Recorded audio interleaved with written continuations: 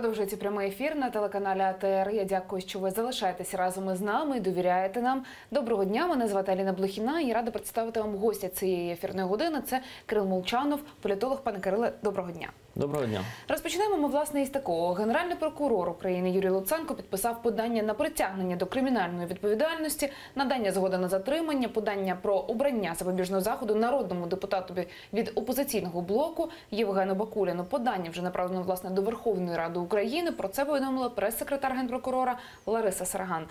Пане Кирило, з цієї теми, власне, розмови починаємо. Отже, наступний тиждень у парламентаріїв пленарний. Зберуться вони вже 27 числа під куполом. І, як гадаєте, чи почнуть із подання на свого колегу Євгена Бакуліна? Я не виключаю, що це питання буде поставлене, але спочатку є процедура, і це буде розглядати регламентний комітет, так, куди потрібно, щоб прийшов Генеральний прокурор, його заслухали. Тобто це досить довга процедура, але якщо взяти так глобально, то мені здається, що подібними діями Юрій Віталійович Луценко, він просто займається тиском на Верховну Раду та безпосередньо на депутатів. І, напевно, він чемпіон серед усіх українських прокурорів, який подав вже, напевно, десь до 10 подань за свою каденцію півторарічну про зняття недоторканності. Але ж ми ж бачимо, що жодне з цих подань воно не було доведено навіть, можна сказати, до суду, не то, що до якогось обвинувального вироку суду. Тобто я це розцінюю як класичне переслідування опозиційних депутатів. Мета може бути різна, від особистої, скажімо так, зневаги до опозиційного блоку, завершити тим, що необхідно збирати голоси в парламенті. І я не виключаю, що саме через Генерального прокурора будуть намагатися зібрати голоси за непопулярні рішення, які потрібно приймати у Верховній Раді.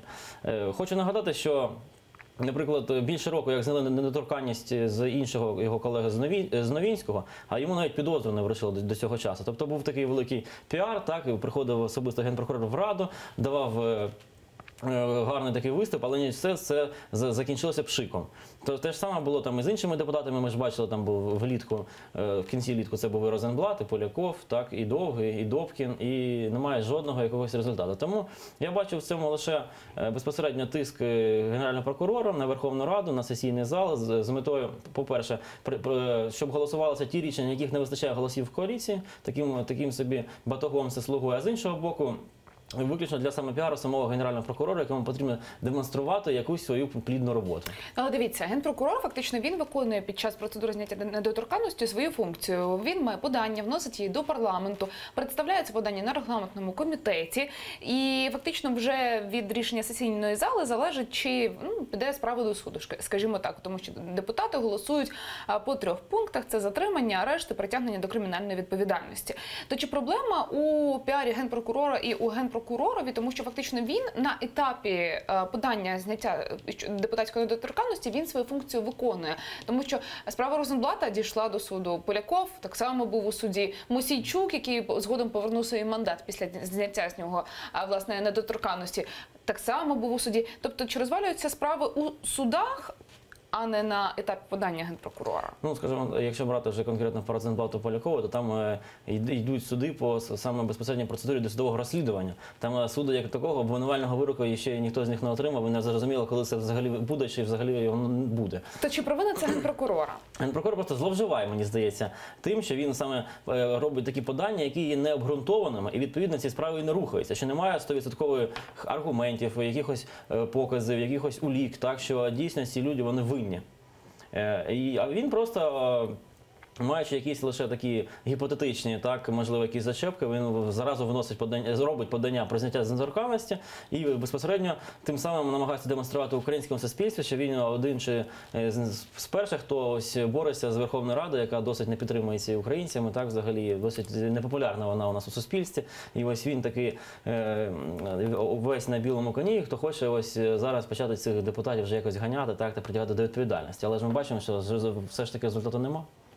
Але дивіться, можливо, справа в тому, що Генпрокурор приходить на регламентний комітет і фактично він вже публічно показує доказову базу. Можливо, якби на регламентному комітеті займалися регламентним питанням, а доказова база з'являлася вже в суді, то у народних депутатів не було б, скажімо, стільки часу і можливостей підготуватися, власне, до свого судового процесу і закрити ті, скажімо, дірки, через які до них можна, скажімо, застосувати ті чи інші запобіжні заходи тощо. Так, безпосередньо так воно, мабуть, частково є, але ми бачимо, що все ж таки будь-які подібні подання, вони ж сприймаються двояко. Так? З одного боку, частина суспільства вважає, що це дійсно є безпосередньо боротьба з корупцією, там, з якимись зловживаннями службовими, з недбальством, з іншими злочинами. А з іншого боку, ми бачимо, що зразу починають казати, що намагаються зробити ручною та керованою Верховною Радою, що це є тиск на депутатів, тиск на опозицію. Тобто цю ситуацію можна було б врахувати більш глобально, це взагалі відмінити депутатську недоторканність. І не було б кожного разу цієї процедури досить принизливої для всіх сторін, оскільки це не вирішує жодних питань. Але ми бачимо, що, в принципі, коли лише ми доходимо до обговорення зняття недоторканності, ми бачимо, що далі розмови і нікуди ми не рухаємося. Сам Юрій Віталійович постійно на це жаліється, що не знімають недоторканність, але я хочу нагадати, що він до призначення в Генпрокуратуру був керівником найбільшої депутатської фракції Верховної Ради, і йому нічого не заважало внести ці зміни до Конституції і поставити їх на голосування, щоб зняти недоторканність взагалі з усіх народних депутатів, щоб більше ми не поверталися до того, що багато там нечесних осіб, вони лише хочуть саме безпосередньо за цим мандатом так і скриватися ці всі 5 років, поки вони є депутатами каденції. А якщо ми повертаємося до персони Євгена Бакуліна, як гадаєте, яким буде рішення зали? Як ми бачимо, в подібних все ж таки випадках знімають недоторканність.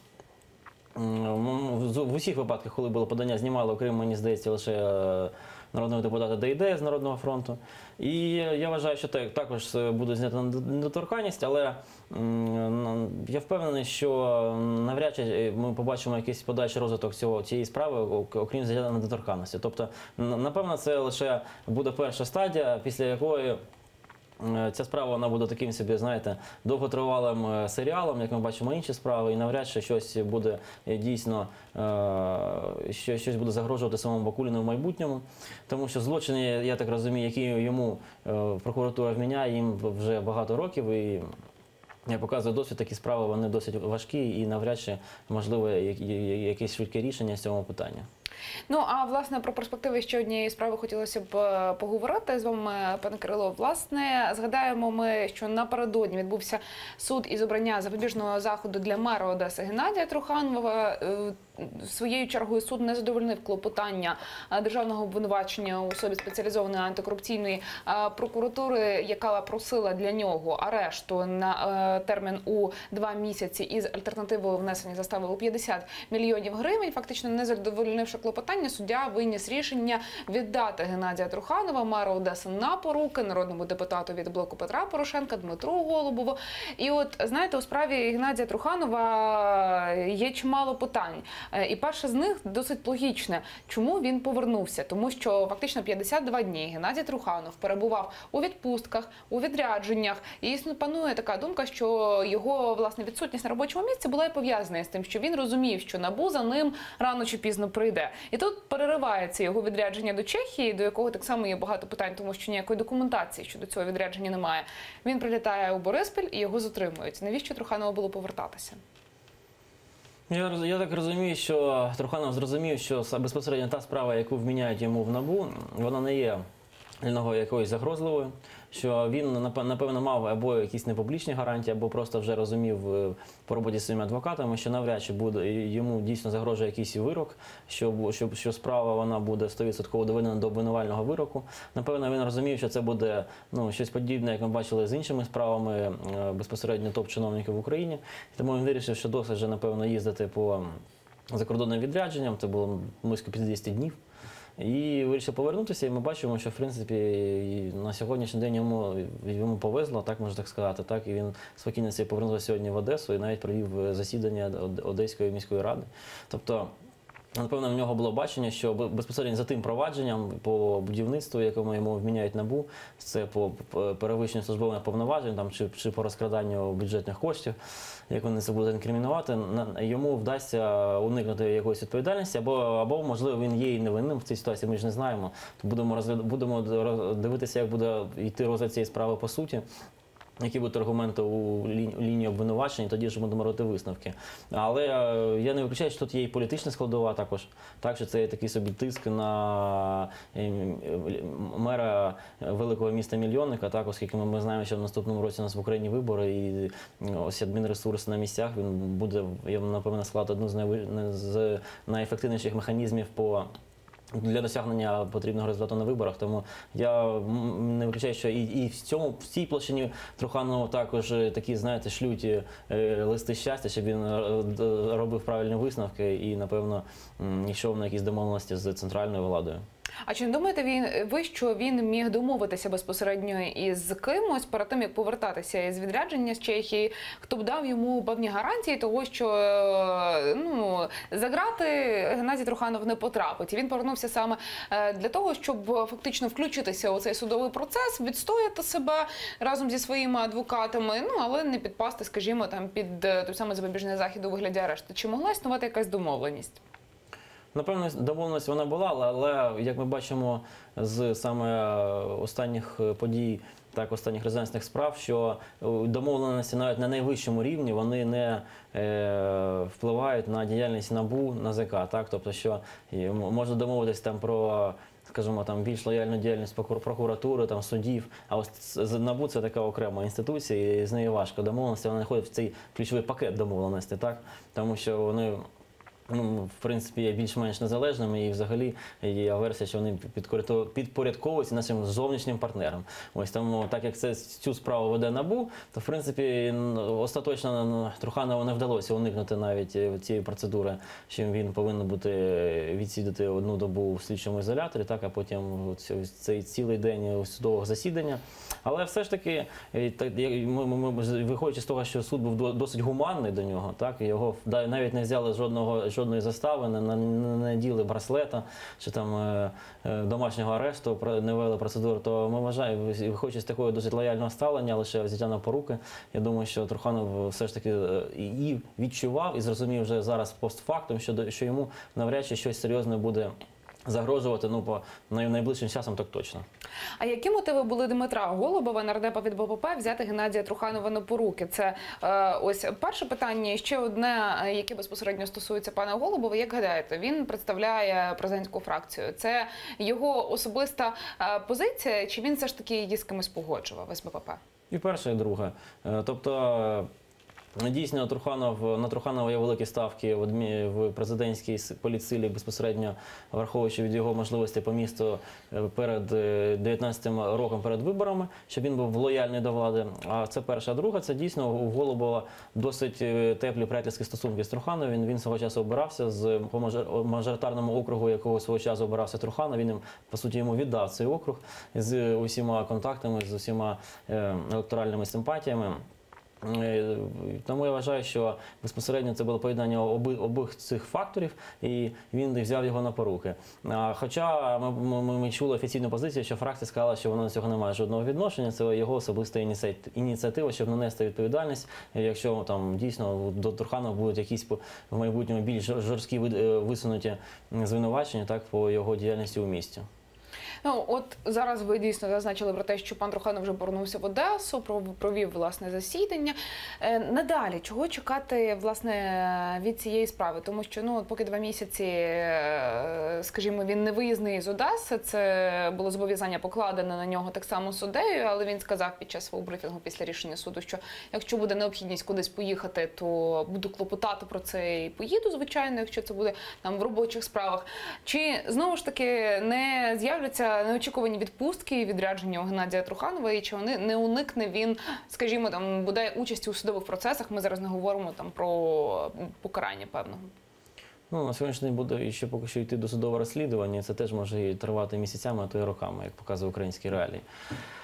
Сам Труханов, напевно, буде зараз продовжувати кулуарні домовленості на найвищому рівні, щоб 100% мати вже гарантії, що до нього не буде жодних претензій, що він зможе уникнути будь-якого покарання, якщо дійсно він є винною особою. І, напевно, буде намагатися робити ставки, кого ж йому все ж таки треба підтримувати на виборах наступних, так, чи треба розкладати яйця у різні кошики, так, безпосередньо виходячи з різних можливостей сценаріїв розвитку політичних подій цього року. Я не думаю, що він буде тікати за кордон, оскільки якщо дійсно він був впевнений, що йому щось загрожує, то він, напевно, би і не повертався до України. Тому цей сценарій він є найбільш маловирогідним. Плюс, як показує практика його ось якоюсь мірою колег, там таким як Розенблат чи Поляков, їм взагалі потім через декілька місяців паспорта за кордоні повертають, і вони не обмежені в своїх пересуваннях. Коли інформаційно сходиться ця хвиля так медійної уваги до цих осіб. Тому я думаю, що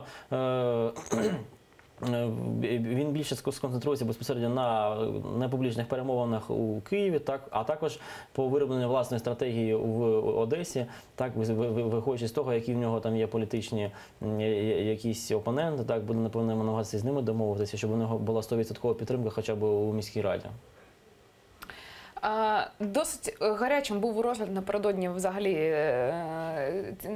Це засідання було досить гарячим, і довкола суду так само відбувалися сутички. Власне, ми додамо інформації свіжої про те, що 16 лютого невідомий із сокирою зайшов у двір Солом'янського районного суду Києва та пошкодив близько 10 автомобілів. У результаті інциденту ніхто не постраждав. Власне, про це повідомляє представник Національної поліції Ярослав Траколо. Напередодні, нагадаю, що Солом'янський райсуд Києва відпустив на поруки мера Одеси Геннадія Труханова. Під судом відбувалися сутички і затримання.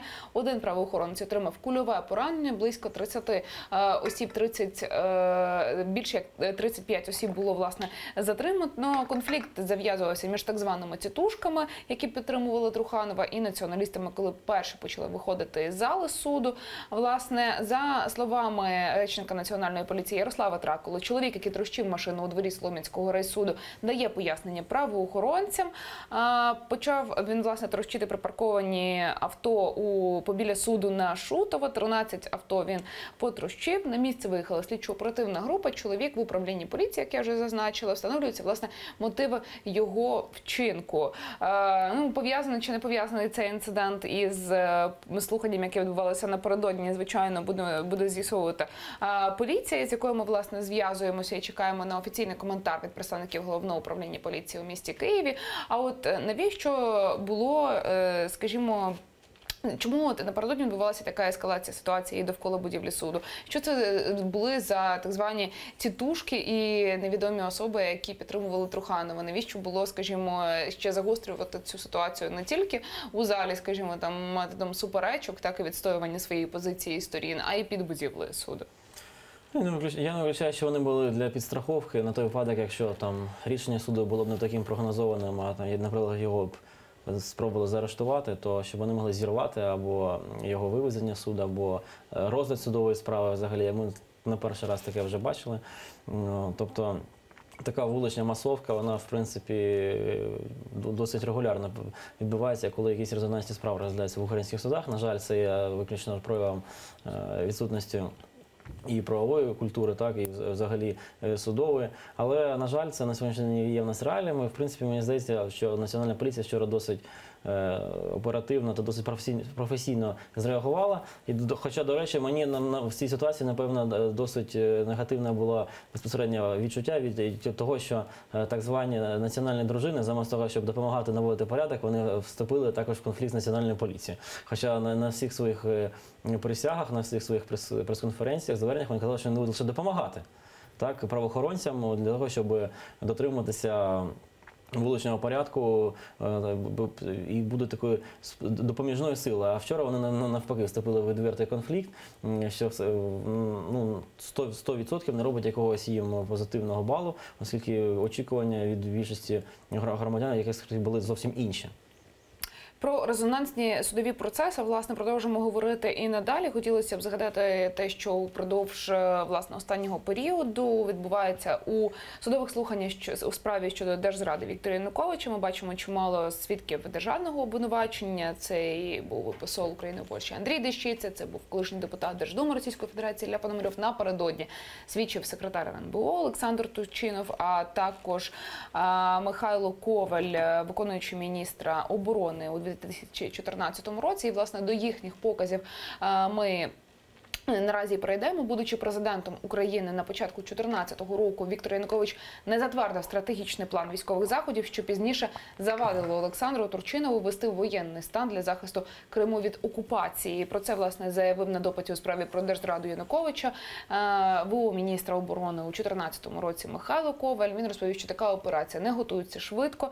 Війська, засоби, боєприпаси, забезпечені для евакуації людей готуються заздалегідь. Як розповів Коваль, цей комплекс заходів готується у мирний час і має бути підписаний головнокомандувачем країни. Янукович у свій час, власне, відповідного документу не підписав. Власне, до цієї теми ми повернемося, як тільки почуємо Оксану Блищик, речника прес-служби Києва, прес-служби Національної поліції Києва. Вона з нами на прямому зв'язку телефоном. Пані Оксано, доброго дня. Чи чуєте нас? Добрий день. Пані Оксано, розкажіть, будь ласка, от за підсумками сутичок, які відбувалися напередодні побіля Солом'янського райсуду, скільки осіб затримано, власне, кого вже відпустили, і знаємо, що один з правоохоронців отримав кульове поранення. Розкажіть, будь ласка, про його стан, інформацію станом на цю хвилину, прошу. Власне, як ми вже і повідомляли, до управлінь поліції доставлено 36 активних учасників цих подій, які відбувалися під судом, і 3 із них затримали в порядку статті 208 Кримінального процесуального кодексу України. Це безпосередньо чоловік, який стріляв у правоохоронця, це чоловік, який чинив опір правоохоронцям, і ще в одного вилучили холодну зброю. За всіма цими трьома фактами розпочато кримінальні провадження. Це стаття 345 погроза або насильство щодо працівника правоохоронного органу, це стаття 263 за незаконне поводження зі зброєю і стаття 342 це опір працівнику правоохоронного органу. Найближчим часом цим 3 чоловікам оголосять про підозру у вчиненні злочинів і відповідно їм буде обрана міра запобіжного заходу з відповідними клопотаннями. Слідчі звернуться до суду і вже суд прийме рішення про те, де вони перебуватимуть на час розслідування цих кримінальних проваджень. Щодо травмованого поліцейського, у нього вогнепальне поранення стегна. Йому вчора зробили операцію, зараз він перебуває в лікарні. На щастя, стан його задовільний і фактично можемо говорити про те, що однозначно його здоров'ю нічого не загрожує. Звісно, він пройде курс реабілітації і відзначу, що зброю, із якої стріляли, відразу теж вилучили для проведення експертизи, вилучили патрони, які були у цьому пістолеті, і також одну стріляну гільзу. Все це відправили для того, аби встановити, з якої конкретно зброї стріляв зловмисник. Пані Оксано, розкажіть, будь ласка, ще щодо інциденту, який сьогодні трапився біля так само Солом'янського райсуду Києва, коли невідомий з сокирою зайшов і потрощив 13 припаркованих там автівок. Власне, інформацію, якою можете поділитися станом на цю хвилину, будь ласка. Я почну з того, що чоловіка, який це зробив, ми вже затримали. Він одесит, 1982 року народження. Дійсно, зі слів свідків, він зайшов на територію суду з сокирою, відразу почав бити автомобілі, є пошкоджені дзеркала, вибиті вікна, безпосередньо пошкоджені металеві частини транспортних засобів. Зараз його доставили до управління поліції.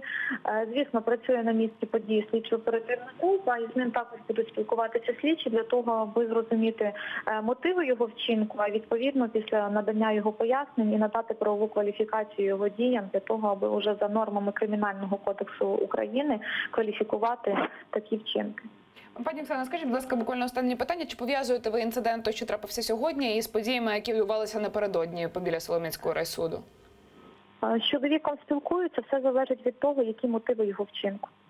Пані Оксано, дуже дякуємо вам, що ви знайшли час і долучилися до нашого прямого ефіру. Оксана Блищик, речник прес-служби Національної поліції Києва, була з нами на прямому зв'язку телефоном. Власне, дізналися щодо того, власне, чим завершилося вчорашнє протистояння біля Солом'янського райсуду і щодо сьогоднішнього інциденту, який там трапився. Ми повертаємося до розмови у студії. Ми з вами, пане Кирило, говорили про власне справу щодо держзради Януковича і покази, які дають свідки державного обвинувачення. Власне, я впевнена, що і ви слідкували за перебігом того, як ці слухання відбувалися. Ваш коментар хотілося б почути більш загальний і потім по деталях. Ну, більш загально, що цей серіал, напевно, вже триває вже багато місяців, і кінця краю йому не видно. І якщо так подивитися, то, чесно кажучи, послухати якось загально виступи високопосадовців, які дають свідчення, то взагалі деколи стають волоси дибки на голові від того, що вони кажуть. Там, наприклад, минулого тижня виступав на той момент міністр оборони Тєнюх, так, і він конкретно казав, що він готував плани так, по можливим силовим протистоянню, так, по відповіді на безпосередньо силове захоплення Криму, так, але конкретно називав навіть прізвище, там, наприклад, Пашинський чи Полторак, на нинішній же міністр оборони, казали, що ні, ми жодних силових дій у відповідь не будемо виконувати, так, що ми будемо лише давати накази нашим військовим виходити там з піднятими прапорами гордо. Тобто, мені здається, що ось всі ці покази, вони за великим рахунком делегітимізують взагалі усю лінію обвинувачення самого Януковича. Оскільки самі ці особи високопоставлені, вони деколи один одного вже звинувачують, так? Деколи вони, там, як Аваков казав, що він поїхав в Крим 23 числа вести перемовини з Януковичем, а 21-го його вже відсторонили від влади в Верховній Раді. І наскільки це було тоді законно, якщо він ще був на території України. І мені здається, що якщо так брати загально, то ми стоїмо стільки подробиць, що на той момент, по суті, на той ще вже нинішні силовики, так, вони взагалі не приймали жодних рішень для того, щоб утримати Крим. Це була якась або мовчазна, або колегіальне рішення, щоб його просто ось так здати, да і все. Тобто ніхто за нього не боровся. І є навіть документальне підтвердження, що це так звана стенограма РНБО 28 лютого 2014 року, де на той момент і Тєнюх, і Аваков, і Наливайченко, так, вони всі, по суті, самоусунулись від прийняття будь-яких рішень. І відповідно, мені здається, що взагалі це було великою помилкою Генеральної прокуратури починати судити Януковича саме за цей епізод. Так, можна було починати суди там, з Майдану, так, з перевищення службових повноважень, корупційних діянь, там, Укртелеком неодноразово казали, що був приватизований там незаконно. Але чомусь взяли найбільш слабку ланку саме з правової юридичної точки зору. Тому що вся ця справа, саме безпосередня лінія обвинувачення ґрунтується лише на одному листі, який демонстрував Чуркін, так, в ООН, що начебто Янукович писав листа Путіну, щоб той вів війська. Але парадокс полягає в тому, що самого листа у слідства нема. У них є копія. А будь-який студент юрфаку першого курсу скаже, що з копії неможливо зробити експертизу, що це саме він писав. Тобто, мені здається, що безпосередньо ось відсутність юридичної освіти у Генерального прокурора, вона ось призвела до того, що взяли цей епізод, який за великим рахунком є найменш доказовим і найбільш сумнівним у суспільстві, що дійсно після всіх показів високопосадовців, а наскільки взагалі можна лише одного Януковича звинувачувати у здачі Криму, якщо ми бачимо, що на той час нинішні вже силовики жодних рішень не віддавали. Так, тобто це така досить складне питання, і тому я не виключаю, що якщо спочатку, коли вони насували це в травні минулого року, цей суд, що там було очевидно рішення, яке буде, то зараз, послухавши цих свідків, я вже не казав би, що таке очевидно буде рішення цього суду, оскільки це ж свідки від лінії обвинувачення, ще будуть свідки від захисту, а що вони ще не говорять. Тобто тут можуть бути ще сюрпризи на стадії винесення вироку, і ми дізнаємося багато чого цікавого взагалі з цих трагічних подій весни 2014 року. Тобто ви вважаєте, що зараз свідки державного обвинувачення можуть навіть своїми показами зіграти на користь захисників Януковича? А якщо їх розбирати, то воно частково так і є. Там той же Парубій казав, що, наприклад, питання військового стану не підіймалося, оскільки було бажання якнайшвидше провести вибори. Тобто, виходячи з того, що для на той момент вже майданної влади було найголовніше це вибори, а не захист територіальної цілісності. Так. І там, в принципі, майже кожен з них ось робить якісь такі ось заяви. Я не знаю, чи це вони їх просто вони це кажуть, тому що вони не могли там зустрінутися та якусь, знаєте, як колективну вже точку зору подати. І кожен каже таке, що воно потім перекреслює інші покази. Там Турчинов, наприклад, казав вчора, що він готував на указ, так, проведення військового стану. Але з цього, що він казав, складається враження, що він його підготував виключно для того, щоб себе особисто відмазати. Так? І потім сказати, що він його підготував. Що він готував, а ось вони всі не підтримали. Тобто, ось лише в такому ракурсі це можна розглядати із того, що він вчора не говорив. А я вже не кажу, що наступного тижня буде і допит президента України, так, Петра Олексійовича, на 21 число він затверджений. Досить цікаво, що він ще буде казати. Тому Ось безпосередньо ця справа, вона може дійсно досить відіграти важливу роль, оскільки в ті події, які вже були призабуті, вони зараз оновлюються у пам'яті суспільства, і для багатьох вже стає зрозумілим, що ситуація досить неочевидна, так, на той час була, і досить багато є питань вже до нинішнього керівництва і силового блоку, і політичної еліти України, яка зараз при владі. Але дивіться, от у мене питання, наскільки вагомі ці покази, які дають свідки обидвох сторін у судовому процесі, тому що це, фактично, так, це слова. Тобто це немає документального підтвердження. Там, до прикладу, ніхто ж не фільмував, які рішення або не записував на аудіоносії, про що вони говорили. Припустимо, окрім, ви вже згадували стенограму РНБО. То яка вага цих показів, цих свідків, власне, у контексті того, що документального, як такого підтвердження, може бути суду і не надано щодо там певних епізодів, їхніх дій, їхніх заяв? Скажімо так, для обвинувачення ваги цих слів немає, тому що немає дійсно жодних підстав, як я казав, що єдиний документ, на який вони ссилаються, це лист. А для захисту, якраз таки, і для українського суспільства, мені здається, їх покази є досить важливими, оскільки вони дають їх під присягою. Тобто я не виключаю, що в майбутньому до окремих фігурантів, виходячи з їх показів, можна буде теж інкримінувати різні справи. Так, наприклад, якщо навіть брати ті слова Тєнєха, що він конкретно казав, що там ось Пашинський та Полторак категорично не хотіли вводити або військовий стан, або якусь спецоперацію проводити. Так, там, наприклад, якщо не помиляюся, екс-командувач Генштабу Замана казав, що він їздив в кінці лютого в Крим, і військові чекали наказу, були при зброї, але навіть якихось спроб не було здійснено провести якусь там антитерористичну операцію на кшталт того, що ми маємо на Донбасі, так, не вводячи навіть повноцінного військового стану. Тому я не виключаю, що те, що там зараз дають свідчення нам під присягу, що це потім може бути використано проти багатьох вже тих фігурантів, які зараз це і кажуть в майбутньому. Тому що, в принципі, це такий, знаєте, збір матеріалів відповідно до їх дій, або відсутності дій, або до халатності. Це можна по-різному трактувати. І виходячи з того, хто що робив на ось кінець лютого, початок березня 2014 року. Ви вже згадували про те, що дійсно за процедурою і свідки захисту, власне, свідки сторони захисту Віктора Януковича так само мають, власне, перейти на допит до суду, але якщо ми подивимося на перелік цих свідків, то виникає велике питання, чи прийдуть, тому що там Захарченко, Клюєв, Азаров і решта колишніх посадовців режиму Януковича. Сікорський. Я, якщо не помиляюся, то там перелік зі 138 свідків захисту скоротився до 16 осіб, тобто здебільшого там колишнє, власне, оточення Віктора Януковича. То якщо зараз свідчать, власне, представники сторони захисту, то хто тоді прийде зі сторони представників держобвинувачення, перепрошую, хто тоді прийде свідчити зі сторони захисту? Тому що ми ж розуміємо, що ці персони навряд чи з'являться у Оболонському райсуді. Там ті, хто залишився, наскільки мені, там технічний більш персонал, там, наприклад, там пілот літака чи вертольоту, там співробітник УКРР, руху, там хтось там з охорони. Тобто там такі фігури залишилися, такі вже свідки. Навіщо це потрібно? Захисту, це, напевно, для того, щоб можна було зафіксувати конкретно по таймінгу, так, коли фізично ще знаходився Янукович на території України, щоб можна було ставити питання, наскільки було, скажімо, там, легітимне його відсторонення 21 лютого, якщо він, наприклад, 23-го ще там перебував десь або в Донецьку, або в Криму. Там, так? Тобто я вважаю, що, напевно, там така логіка буде лінії захисту.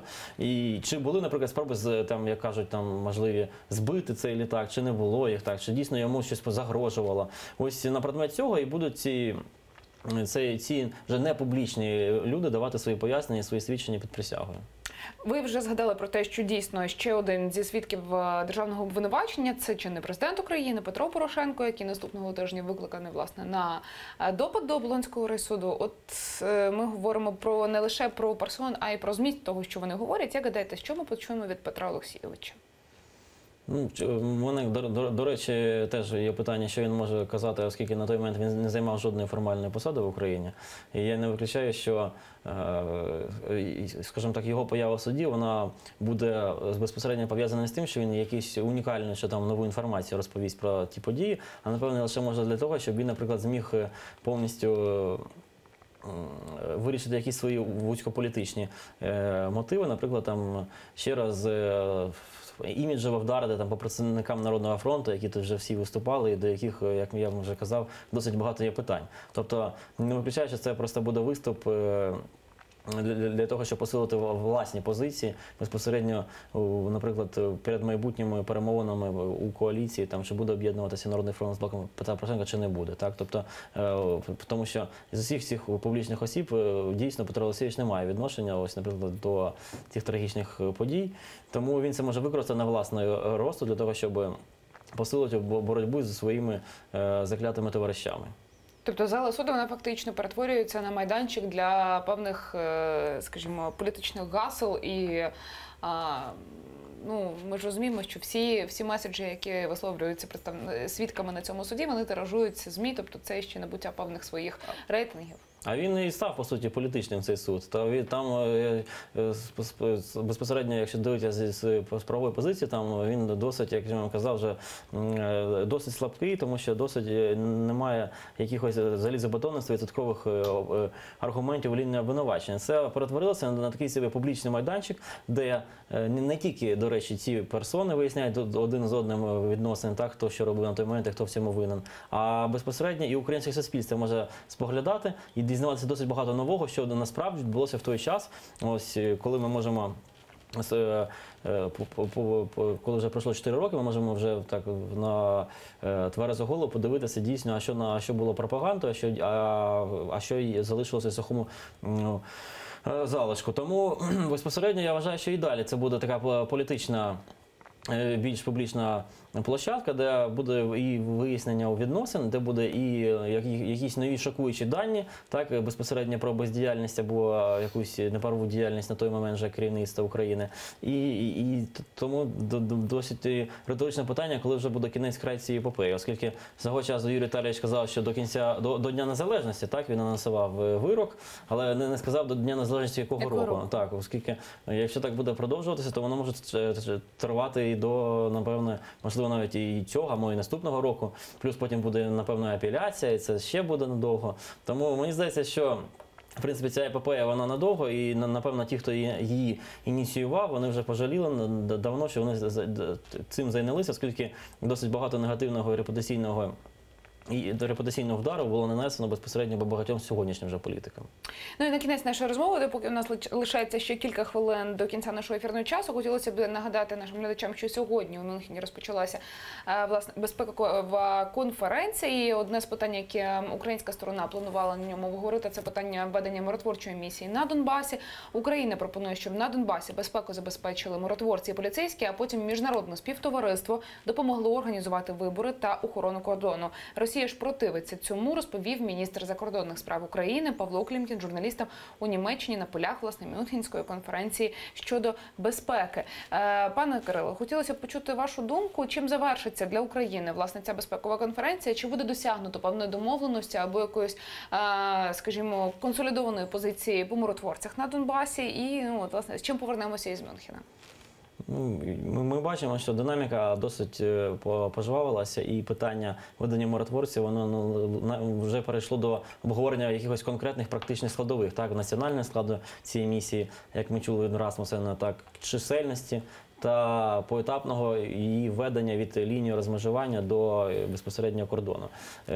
Мені здається, що сама ідея, вона однозначно є позитивна, оскільки процес реінтеграції може тривати досить довго, але навіть наявність цієї миротворчої місії в ООН, воно призведе до того, що ми хоча б зможемо це призвести, щоб настав режим тиші, так, щоб перестали постійні обстріли, і ми перестали втрачати життя наших громадян. І це найголовніше.